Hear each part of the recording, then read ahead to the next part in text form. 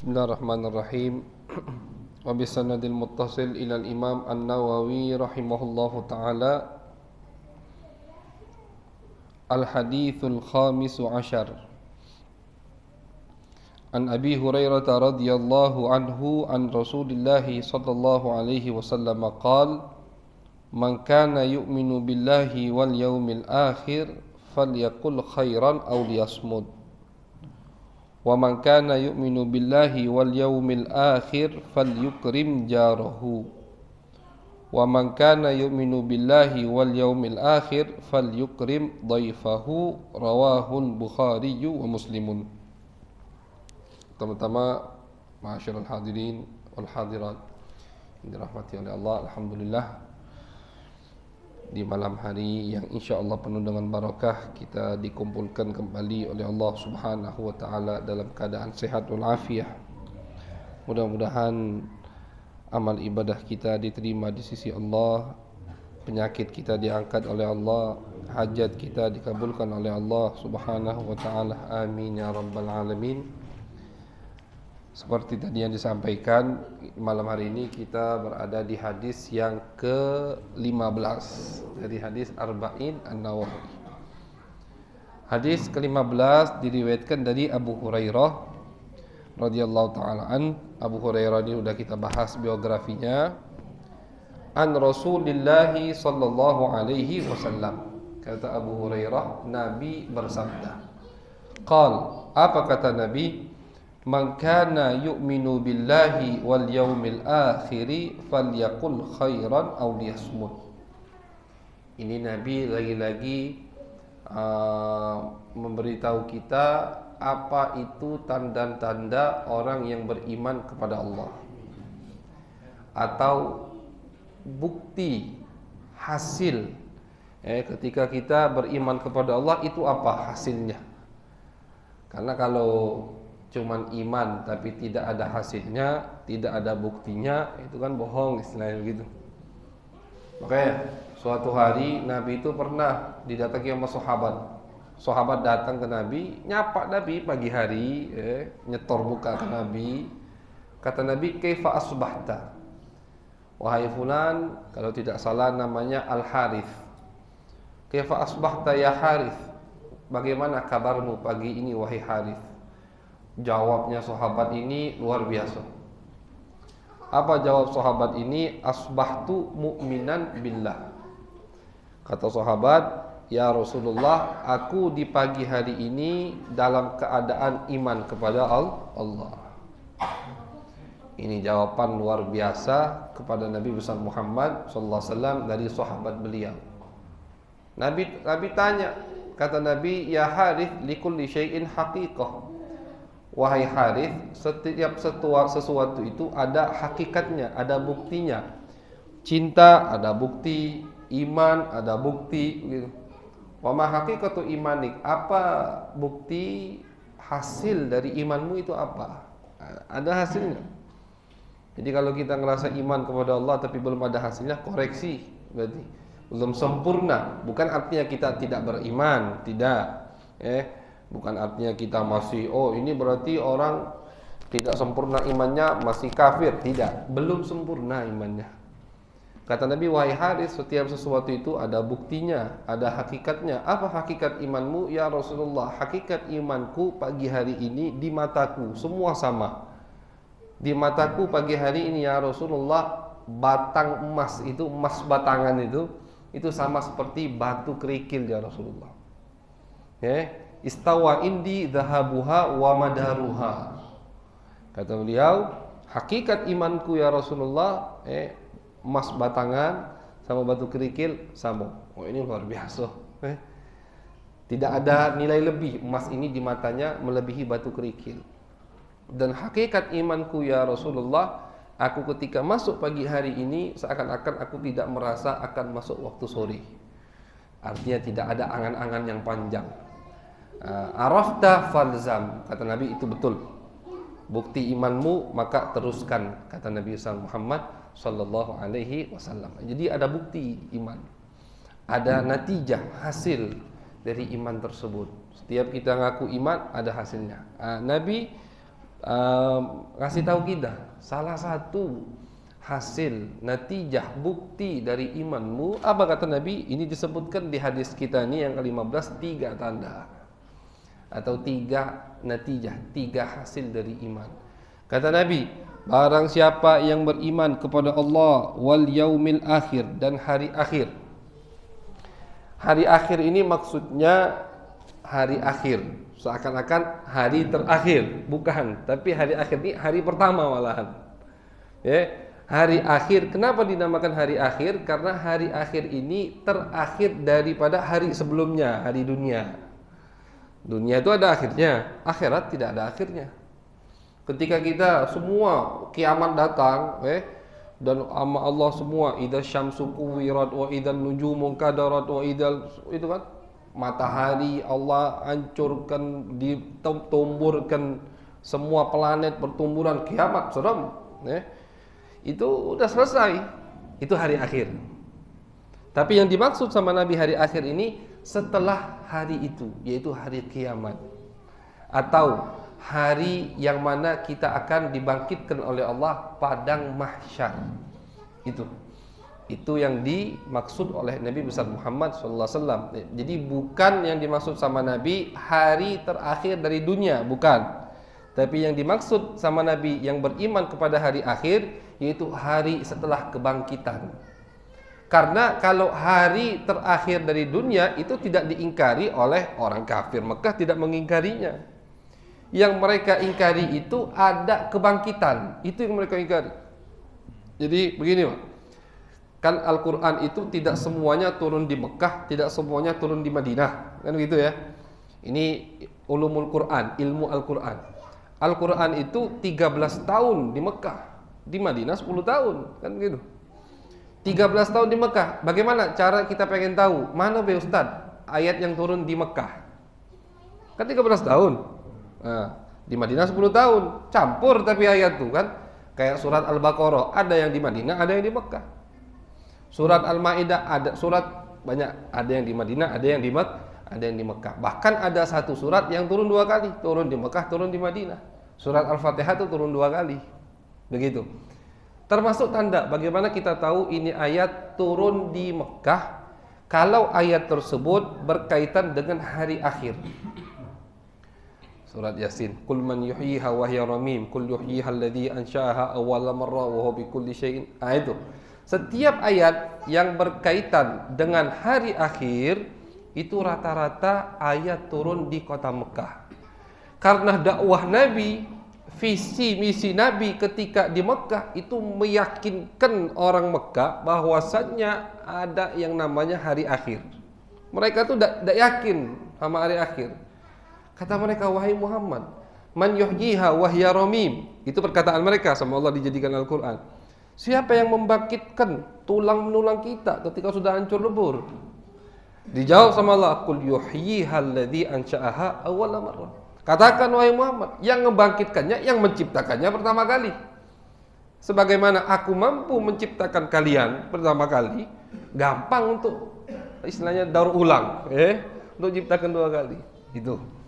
Nah, jadi orang Mekah itu mereka itu tahu ada yang namanya Allah. Musyrik Mekah, makanya lebih tepat kita katakan orang Mekah itu bukan kafir tapi musyrik. Mereka menduakan Allah, bukan kafir. Kalau kafir itu kafar, tidak percaya sama sekali. Mereka percaya. Di Al-Qur'an, wa idza massakumud durru fil bahri dhalla man tad'una illa iya falamma najjakum ilal barri a'radtum. Kalian pas lagi di laut kena ombak, doanya sama aku kata Allah. Tapi pas aku selamatkan kalian jemblek buat Hubal, buat Lata, buat Manat kata Allah, berhala-berhala. Di Al-Qur'an disebutkan mereka itu alasan innama na'buduhum liyuqarribuna ilallahi zulfa di surat Az-Zumar. Ketika ditanya sama Nabi, "Kenapa kalian nyembah-nyembah berhala ini?" Alasan mereka, "Wahai Muhammad, nyembah berhala ini agar mendekatkan diri kami kepada Allah." Itu alasan mereka. Tapi salah. Ini ayat sama kelompok sebelah dijadikan kita tawassul. Tuh ayat tak boleh tawassul. Salah dong. Kita ketika bertawassul tidak menganggap Syekh Abdul Qadir, tidak anggap kita Tuhan, itu manusia. Kalau mereka tidak, mereka menghadiahkan. Bahkan di agama kita tidak boleh nyembelih kambing untuk Syekh Abdul Qadir, bukan lillahi ta'ala, haram. Pahalanya untuk orang tua, pahalanya untuk guru kita. Tapi sembelihan ini untuk guru kita tidak boleh. Setiap sembelihan harus untuk Allah. Kalau sembelihan bukan untuk Allah, bangkai jadinya. Walaupun disembelih secara Islam, begitu. Sama aja kayak orang-orang musyrik Mekah nyembelih untuk berhala mereka. Nah, begitu. Nah, jadi mereka itu percaya ada Allah, cuman mereka menduakan Allah, tidak mau menesahkan Allah Subhanahu wa taala. Yang mereka tidak percaya hari akhir. Makanya itu debat mereka sama Nabi itu tentang hari akhir terus. Nah, jadi kalau kita pengen tahu ayat mana yang turun di Mekah, itu ayat yang berkaitan dengan hari akhir. Ayat yang berkaitan dengan hari akhir itu 99% turun di kota Mekah. Ketika Nabi sudah hijrah ke Madinah, sudah bikin daulah Islam, sudah itu istilahnya apa namanya, daulat Islam pertama kali, baru ayat-ayat hukum turun. Makanya kapan puasa diwajibkan? Ketika di Madinah. Kapan zakat diwajibkan? Ketika di Madinah. Kapan haji diwajibkan? Ketika di Madinah. Salat kapan diwajibkan? Sudah mau ke Madinah, dekat-dekat mau ke Madinah. Karena yang pertama kali Allah tekankan kepada mereka iman kepada Allah, menesakan Allah, qul huwallahu ahad, kemudian iman kepada hari akhir. Itu dulu digembleng sama Nabi mereka. Setelah mantap mereka iman kepada Allah, iman kepada hari akhir, baru hukum-hukum turun. Khamar, arak diharamkan, begitu ya. Itu proses hukum yang diterapkan oleh Allah melalui Nabi besar Muhammad sallallahu alaihi wasallam. Jadi man kana yu'minu billahi wal yaumil akhir. Dan iman kepada hari akhir termasuk arkanul iman, ya kan? Arkanul iman yang 6, iman kepada hari akhir. Tapi sekali lagi, hari akhir itu bukan hari terakhir dunia, bukan. Tapi hari akhir itu adalah hari setelah terakhir di dunia. Artinya hari kebangkitan. Itu yang dimaksud dengan hari akhir. Kata Nabi, barang siapa yang iman kepada Allah dan iman kepada hari akhir, artinya dia yakin ada namanya hari akhir dunia, hari kebangkitan, falyakul khairan aw liyasmut. Ini tanda atau bukti pertama kalau kita iman kepada Allah dan iman kepada hari akhir. Falyakul khairan, maka hendaklah dia mengucapkan kalimat-kalimat yang baik, aw liyasmut, atau dia diam. Itu kata Nabi. Jadi termasuk tanda kita iman kepada Allah, termasuk tanda bukti kita iman kepada hari akhir, kita jaga mulut kita. Mulut ini atau lidah itu ulama mengatakan jirmuhu shaghir, jurmuhu kabir. Bentuknya kecil, berapa kali berapa paling lidah itu. Tapi malapetaka yang disebabkan oleh lidah luar biasa. Adu domba dari lidah, ngomongin orang dari lidah, orang bisa saling bunuhan dari lidah, semua dari lidah. Makanya Nabi besar Muhammad SAW di hadis yang lain beliau mengatakan, kalian jamin 2 hal, aku jamin masuk surga. Tapi kalian jamin 2 hal ini, kata Nabi. Man yadmanli baina lihyaihi wa baina rijlaihi dhamintu lahul jannah. Barang siapa yang bisa menjamin kepadaku 2 anggota tubuhnya, aku jamin surga untuk dirinya. Ini jaminan dari Nabi nih, tidak main-main. Apa ya Rasulullah? Yang pertama, baina lihyai, anggota tubuh yang ada di antara 2 lihyah. Lihyah itu 2 bulu yang ada di muka laki-laki. Yang pertama ini, yang kedua kumis. Nah, berarti apa 2 anggota? Mulut. Itu majas, perumpamaan dari Nabi. Kalian bisa jamin anggota tubuh kalian yang ada di antara 2 tempat tersebut, yaitu mulut, aku jamin surga. Yang kedua, baina rijlaih, di antara 2 kaki kita. Maaf, kemaluan. 2 anggota tubuh ini, 2 ini aja kalian jamin. Tidak maksiat, tidak melanggar, aku jamin surga, kata Nabi besar Muhammad SAW. Bayangkan, sama Nabi dibarengkan dengan kemaksiatan yang disebabkan oleh kemaluan. Lidah itu. Bahaya sekali makanya. Nabi besar Muhammad SAW Beliau pernah ditanya oleh sahabat yang bernama Uqbah bin Amir, "Ya Rasulullah, man najah?" Wahai Nabi, apa jalan untuk aku selamat? Apa kata Nabi? "Amlik alika lisanak." Mulut kau jago. Itu. Uqbah bin Amir bertanya kepada Nabi, "Ya Rasulullah, bagaimana biar aku selamat di dunia?" Mulut dijaga, kata Nabi. Mulut dijaga.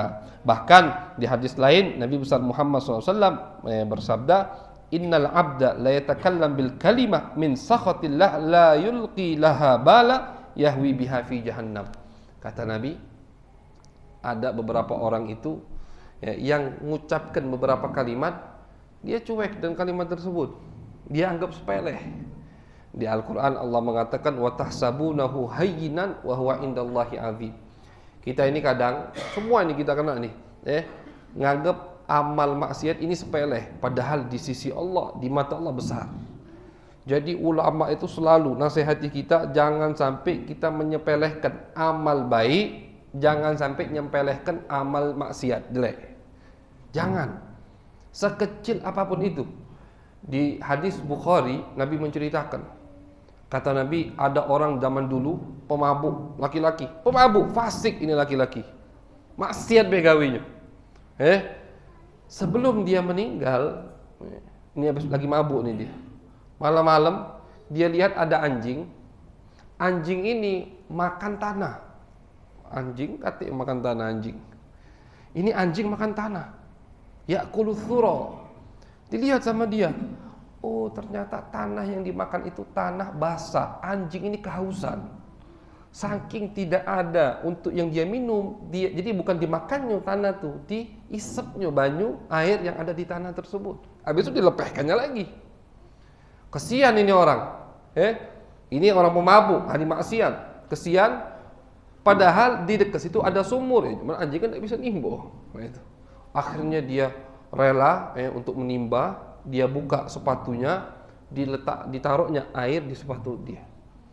Dikasih ke anjing itu. Minumlah anjing tadi. Ini anjing haus. Minum anjing ini dari sepatu dia air, sampai anjing itu yang meninggalkan air tersebut kenyang sudah. Hatta arwa, kata Nabi. Sampai anjing ini, fasyakarallahu lahu fa'adkhalahul jannah. Allah berterima kasih kepada orang tersebut gara-gara amal dia itu dimasukkan surga oleh Allah. Jangan takut, Allah itu bukan zat yang bangkelan, yang medit, pelit, bukan. Allah itu, jadi yang kita, masa cuman amal segitu bisa masuk surganya Allah? Jangan. Allah itu zat yang maha dermawan. Makanya jangan sepelehkan amal kecil. Cuman ngasih anjing lagi. Bukan kita menghina anjing makhluk Allah, maksudnya binatang. Yang mana binatang itu di mazhab kita najis. Bahkan ada beberapa jenis anjing yang diperintahkan oleh Nabi untuk kita bunuh. Anjing yang yang suka nyerang manusia atau anjing gila rabies itu wajib dibunuh. Ada hadisnya dari Nabi. Tapi ini orang ngasih anjing minum, dia anggap biasa. Meninggal dia, tak taunya dosa dia semuanya diampuni oleh Allah gara-gara ngasih minum anjing. Makanya jangan sekali-kali nyepelehkan amal kecil. Kebalikannya ada. Kebalikannya kata Nabi, ada perempuan masuk neraka gara-gara kucing. Sahabat bingung, bagaimana ya Rasulullah ceritanya? Ini perempuan, kucing itu dikurung, ditaruh di kandang, tapi tidak dikasih minum, tidak dikasih makan sampai mati. Kata Nabi, kalau memang tidak mau kasih makan, seharusnya dilepas. Biar dia makan dari apa yang dia temukan di jalan. Ini tidak dikurung, di kandang, tapi tidak dikasih makan sampai mati. Masuk neraka gara-gara itu. Bukan gara-gara ngurung manusia, bukan gara-gara bikin manusia lapar, kucing. Jadi watahsabunahu hayyinan wa huwa indallahi azim. Kata Allah, betapa banyak amal yang kalian anggap hayyin, sepele, remeh, tapi indallah, di sisi Allah itu amal yang azim. Ini di surat Al-Isra Allah mengatakan, afwan di surat Al-Ahzab.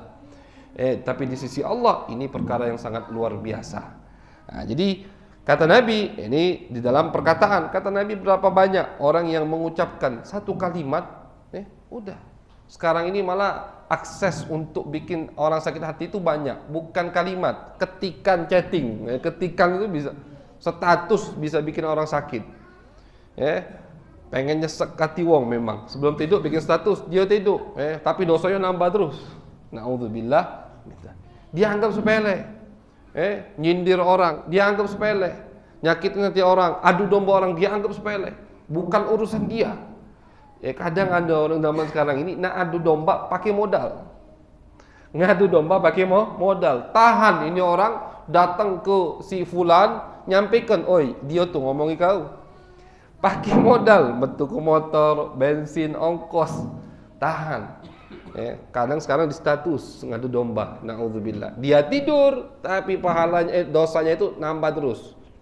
Tiap ada orang tersakiti, tiap ada orang, tapi dia anggap itu hal yang sepele. Ini kata Nabi, la yulqilaha balan. Artinya dia anggap itu hal yang kecil, hal yang sepele. Tapi padahal yahwi biha fi jahannam. Ucapan tadi menjerumuskan dia ke api neraka, kata Nabi.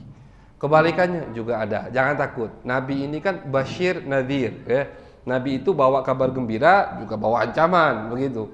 Kebalikannya juga ada. Betapa banyak, kata Nabi, orang yang mengucapkan 1-2 patah kalimat, dia anggap itu sepele, biasa. Tapi di sisi Allah itu besar dan memasukkannya ke surga Allah Subhanahu wa ta'ala.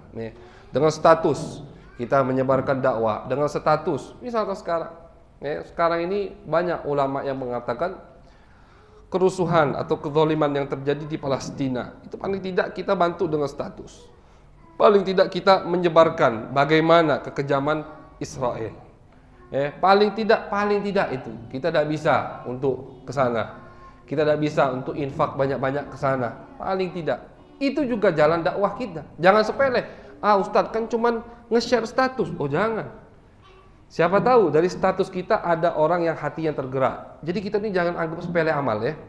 Kadang dengan status, kan itu kan yang buat memang WhatsApp orang-orang yang jauh dari Allah. Cuman kan kita gunakan senjata mereka untuk nyerang mereka. Begitu. Kadang dari status ada yang baca kontak kita 300, ada yang kontak habis 1000 kadang kan. Dari 1000 yang lihat misalkan setengah 500, dari 500 yang tergerak hatinya 5, oh luar biasa pahala kita. Gitu. Jadi jangan mikir terlalu panjang untuk dakwah. Share, kirim, bikin status, ini. Tapi yang benar, jangan nge-share yang fitnah-fitnah, jangan nge-share yang tidak jelas, jangan. Yang jelas di-share, yang jelas yang ditonton. Tapi kalau yang sumbernya tidak jelas, jangan di-share. Takutnya nanti kita malah kelompok yang kedua, malah jadi ke neraka. Na'udzubillah min dzalik. Jadi termasuk tanda kita iman kepada Allah dan hari akhir, yaitu kita kalau mau ngomong mikir dulu. Sayyiduna Abu Bakar As-Siddiq, sekelas Sayyidina Abu Bakar As-Siddiq, diriwayatkan beliau ini ketika merasa sudah mulai banyak ngomong, beliau masukkan batu di mulut beliau. Jadi ngunyah batu, bukan ngunyah, itu nah, mendem batu di mulut. Jadi ketika mau berbicara, batu yang keluar, tak jadi ngomong. Itu mujahadah beliau untuk menjaga lidah beliau biar tidak banyak omong. Soalnya omong itu walaupun misalkan niatnya baik pertama kali, tapi kalau kebanyakan ujung-ujungnya nanti tidak baik. Jadi memang paling bagus Luqman Al-Hakim nasihat kepada anaknya. Wahai anakku, kalau ngomong dari perak maka diam dari emas. Perak sama emas lebih mahal emas. Ngomong dari perak artinya omongan ente bagus, omongan ente baik, tapi diam wahai Luqman dari emas. Tapi kata ulama tetap ada di beberapa tempat kita harus mengangkat suara. Tetap ada beberapa orang harus mengangkat suara. Kejadian ini kalau dia diam malah bahaya. Kalau dia diam dikira orang benar. Kalau dia tidak komentar di medsos dia, di akun YouTube, Instagram, dikira orang benar. Dia harus komentar, dia harus bersuara, dia harus angkat suara, harus nge-share. Itu ada beberapa orang yang tugasnya begitu. Jadi tetap harus ada orang yang suka berbicara untuk mengajak orang lain ke jalan Allah Subhanahu wa ta'ala. Karena orang yang diam atas kemungkaran, Al-Imam Abu Ali Ad-Daqqaq mengatakan itu adalah syaitanun akhras. Setan yang bisu. Yang nyingok depannya mungkar tapi dia diam, itu setan yang bisu. Jadi artinya amar ma'ruf nahi mungkar itu tidak masuk di pembahasan khairan aw liyasmut, tidak masuk di pembahasan Nabi ini. Ya, tetap harus ada amar ma'ruf nahi mungkar. Kita melihat di rumah kita, ada yang tidak sholat, ada yang membuka aurat, ada yang kumpul bareng laki-laki perempuan, bersentuhan, misal macam-macam. Nah, jangan diam. Oh, kata Ustaz, lebih baik diam daripada komentar. Diam dia, jangan salah. Itu namanya setan bisu, kata Imam Abu Ali Ad-Daqqaq, gurunya Imam Junaid. Beliau mengatakan apa? Orang yang diam dari kemungkaran, jelas kemungkaran tadi ada di bawah naungan dia bisa menegur, dia bisa meluruskan, jelas ya.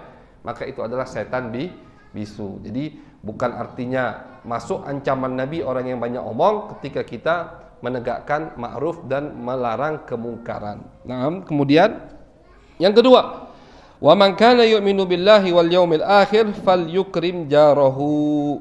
Kata Nabi, tanda yang kedua, orang yang beriman kepada Allah dan hari akhir, falyukrim jarahu, maka orang tersebut harus memuliakan tetangganya. Harus memuliakan tetangganya. Ini tetangga ini luar biasa. Sampai Nabi mengatakan, aku kira, kata Nabi, aku kira tetangga itu akan saling mewarisi. Jadi ketika fulan meninggal, tetangganya mewarisi hartanya. Kenapa ya Rasulullah antum mengira seperti itu?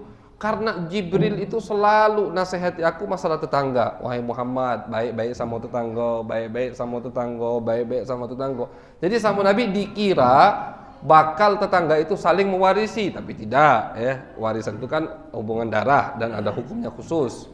Tidak semua orang dapat mewarisi. Dikira sama Nabi. Saking apa? Saking Jibril nasihatin Nabi terus masalah tetangga. Jadi tetangga itu juga luar biasa. Apa kata Nabi? Wallahi la yu'min hatta ya'mana, wallahi la yu'minu jarun hatta ya'mana jaruhu bawa'iqahu. Kata Nabi, tidak sempurna iman seseorang kalau tetangganya saja takut dengan perbuatan jahat dari dirinya. Misalkan si A mau si B, si A ini takut si B jahat sama si A, artinya dia sama tetangga B takut. Nah, tetangga yang ditakuti sama wong itu belum sempurna imannya. Oh, jangan sampai nih ketahuan sama tetangga kita, apa? Habis kayak disebarkan. Habis kayak kita diomongin di belakang. Habis nanti kita diadu domba. Berarti itu tetangga yang tidak sempurna imannya. Itu kata Nabi. Tidak sempurna iman tetangga yang tetangganya takut dari kejahatan dirinya. Takut dia, tetangganya tahu. Jangan sampai tahu, ngapa? Kalau tahu gek rame, gek nyebar, gek ini isunya, tetangganya suka mulutnya lebar, misalkan.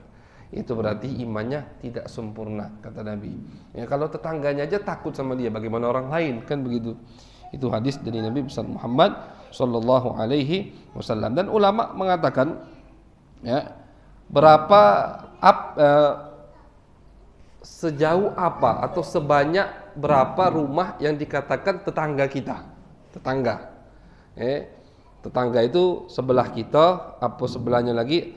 Ulama mengatakan yang namanya tetangga kalau dari istilah bahasa Arab itu 40 rumah sebelah kanan, sebelah kiri, depan, belakang. Itu tetangga semua. Jadi yang sekeliling kita jar, bahasa Arabnya kan jar, tetangga. Itu 40. 40 kanan, 40 kiri, 40 depan, 40 belakang. Itu semua tetangga kita. Cuman ketika kita mau berbuat baik, al-aqrab fal-aqrab, jelas yang lebih dekat.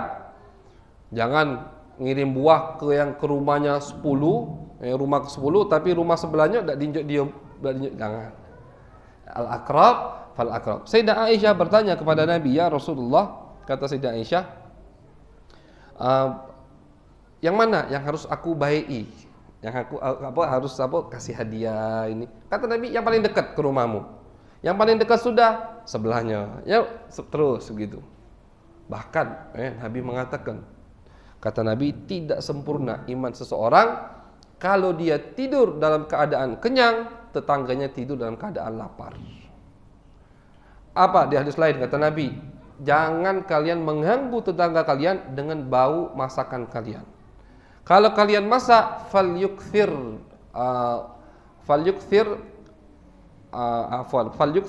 kuah, kata Nabi. Maraqahu, kuah. Kalau kalian masak, kata Nabi, perbanyak kuah.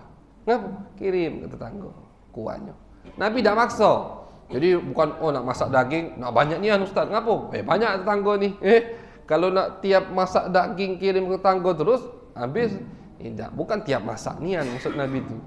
Artinya kata Nabi sesekali, lagi masaknya spesial misalkan dan banyak kirim ke tetangga. Bahkan Nabi mengatakan kuahnya dibanyaki, kuahnya kirim ke mereka.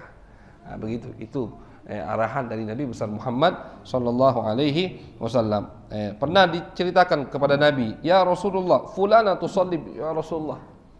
Ada itu perempuan yang Rasulullah, kata sahabat, setiap malam bangun malam dan setiap hari puasa ya Rasulullah. Jadi ini perempuan rajin sholat malam, rajin puasa. Tapi ya Rasulullah, wa fi lisaniha syai' tu'dhi jiranaha. Tapi lidahnya agak apa? Agak nakal. Lidahnya agak panjang, judes. Sehingga tetangganya terganggu ya Rasulullah. Sering ganggu tetangga dengan lidahnya. Ini balik ke lidah lagi berarti. Apa kata Nabi? La khaira fiha hiya finnar. Tak diterima sama Allah, tetap dia di neraka. Ini perempuan bangun malam, bukan yang tidur malam, bangun malam. Di siang hari puasa. Tapi lidahnya suka ganggu tetangga. Kata Nabi, semua amalnya sia-sia. Hiya finnar, dia tetap di api neraka. Karena tetangga ini lain kedudukannya di sisi Nabi besar Muhammad dan di sisi Allah Subhanahu wa taala. Bahkan di hadis lain Nabi mengumpamakan. Kata Nabi, ini perumpamaan ya. Kata Nabi, ada orang berzina dengan 10 perempuan lebih baik daripada dia berzina dengan istri tetangganya. Bayangkan, ini hadis.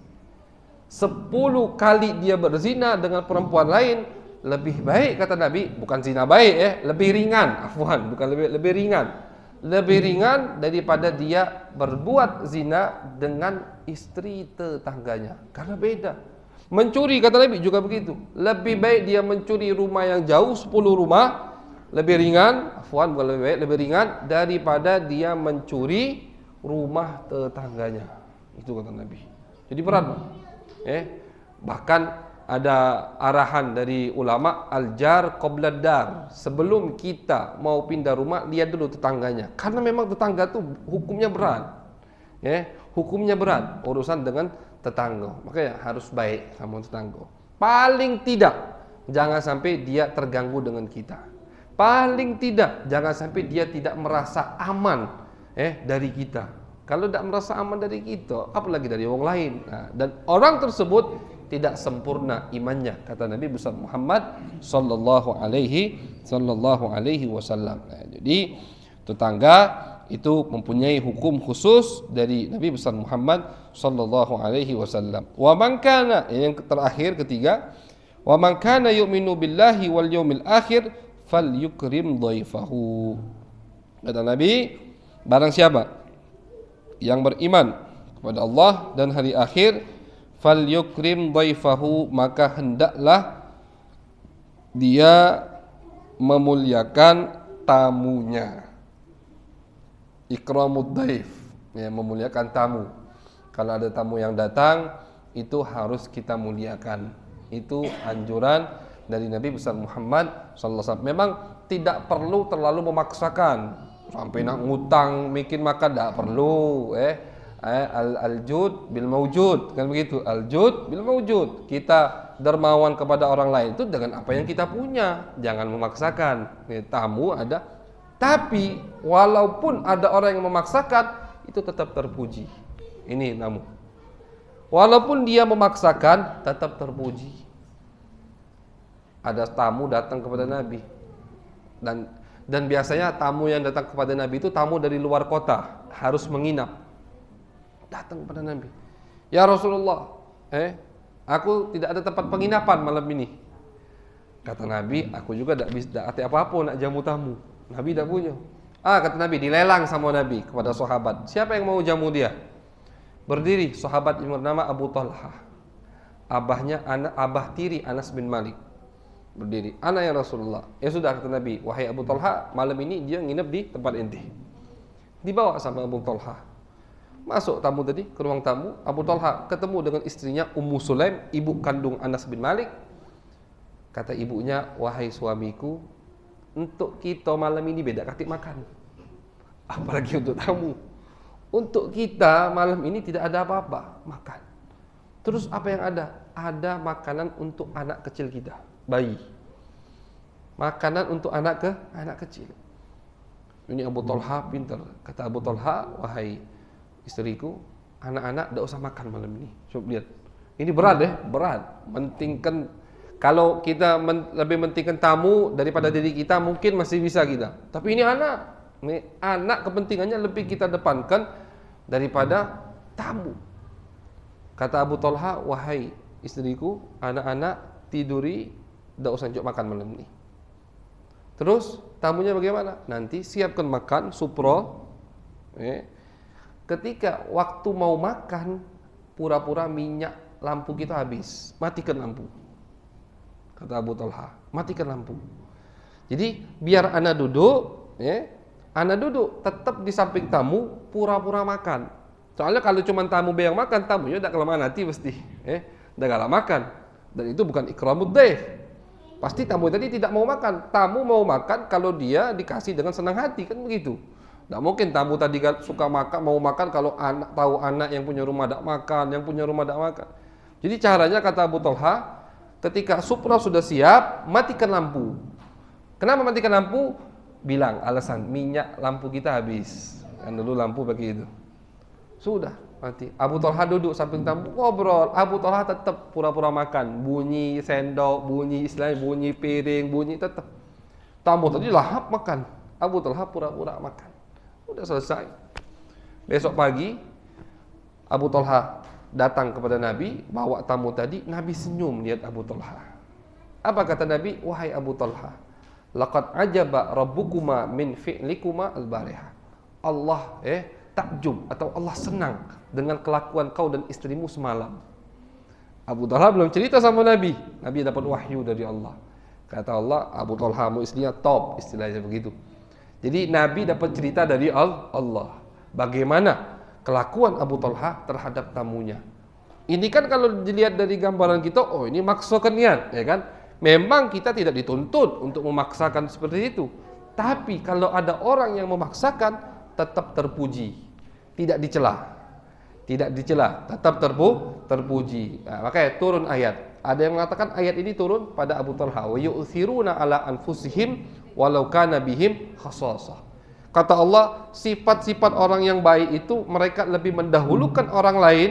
Ini di masalah dunia, masalah makan, masalah minum, padahal mereka butuh dengan yang mereka dahulukan kepada orang lain tersebut. Nah, dipuji sama Allah di dalam Al-Qur'anul Karim karena memuliakan tamunya. Karena memuliakan tamu termasuk tanda iman kepada Allah dan iman kepada hari akhir. Nah, tapi ulama mengatakan ada batasannya. Ada batasannya tamu itu.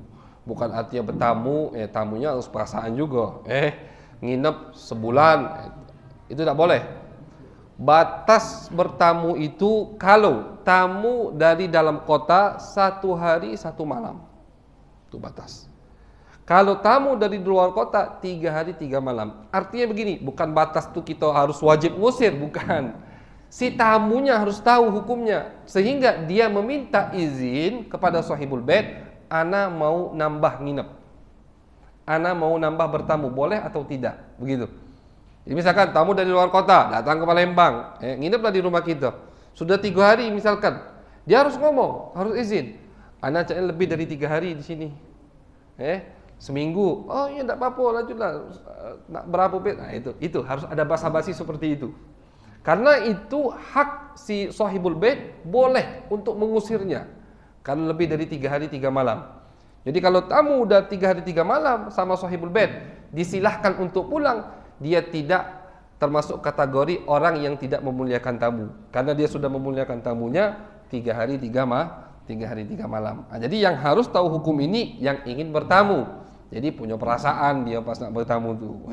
Sehari semalam kalau Palembang misalkan 1 kota. Tapi kalau di luar kota 3 hari 3 malam itu yang dikatakan oleh ulama dalam apa? Dalam memuliakan tamu. Jadi memuliakan tamu ini termasuk tanda iman. Bayangkan, termasuk tanda iman kepada Allah dan iman kepada hari akhir. Memuliakan tamu.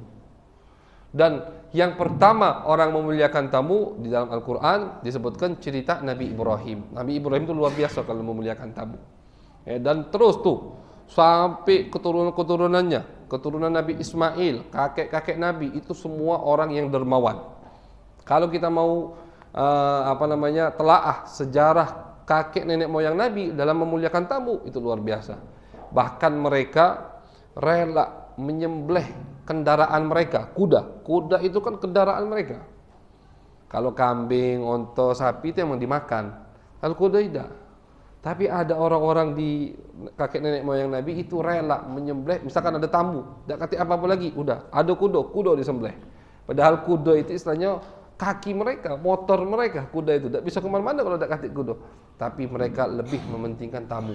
Bahkan orang-orang di zaman jahiliyah, itu zaman sebelum Nabi, mereka tuh setiap malam menghidupkan api unggun.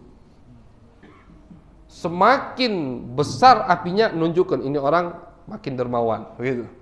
Kenapa? Biar ini api unggun sinyal untuk orang yang baru masuk kota Mekah, ini mau nginep di mana malam ini. Nyari tempat tidur di mana? Lapar, belum istirahat di mana? Anjung api unggun. Oh itu. Artinya itu sahibul bait menyiapkan tempat, menyiapkan makanan. Dan itu banyak di zaman Nabi dan zaman sebelum Nabi. Terkenal, mereka itu terkenal orang yang karom, orang yang dermawan. Bahkan tadi rela mereka tidak makan, rela anak mereka tidak makan demi tamunya makan.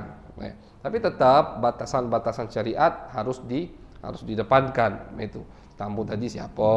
Tamu tadi bukan misalkan tamu yang punya rumah laki-laki lajang, yang datang tamu perempuan terima. Tetap ada batasan, ada kaidah syariat yang harus kita perhatikan. Jangan sampai melanggar perintah atau kaidah-kaidah yang lain yang sudah ditetapkan oleh Nabi besar Muhammad sallallahu alaihi wasallam. Jadi itu tanda iman.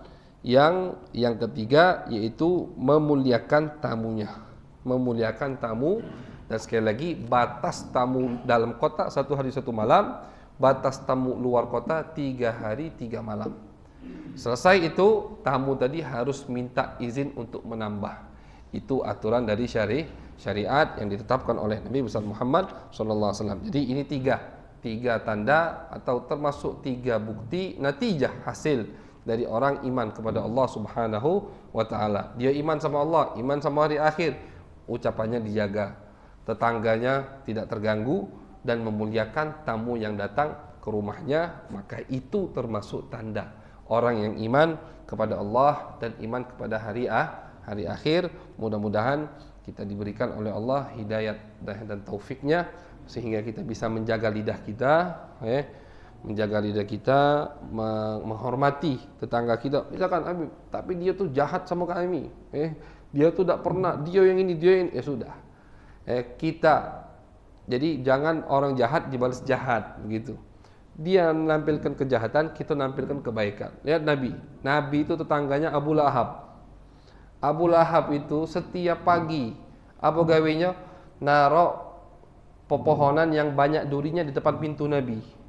Bininya itu setiap pagi narok kotoran ontak di depan pintu Nabi. Kata Nabi, wahai tetangga, ini apa ini adab tetangga? Jadi saking jahatnya seperti itu. Tapi Nabi sabar.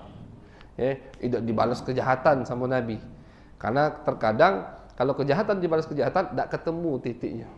Tapi kalau kejahatan dibalas akhlak yang mulia, itu insya Allah akan berbalik manfaatnya kepada orang yang jahat tadi. Jadi walaupun dia yang jahat, dia yang zalim, dia yang ngembek batasan kita, dia yang macam-macam lah, tetap jangan kita langgar perintah syariat. Kita diperintahkan untuk baik kepada tetangga. Sudah, dia yang jahat, dia yang kena ancaman Nabi besar Muhammad sallallahu alaihi wasallam. Mudah-mudahan kita diberikan oleh Allah semuanya untuk mengamalkan hal tersebut, karena itu termasuk tanda iman kita kepada Allah, iman kita kepada hari akhir, sehingga insya Allah kita betul-betul menjadi orang yang mukmin, iman kita sempurna niat, insyaallah. Amin ya rabbal alamin. Wa sallallahu ala sayyidina Muhammadin wa ala alihi wa sahbihi wa baraka wa sallam.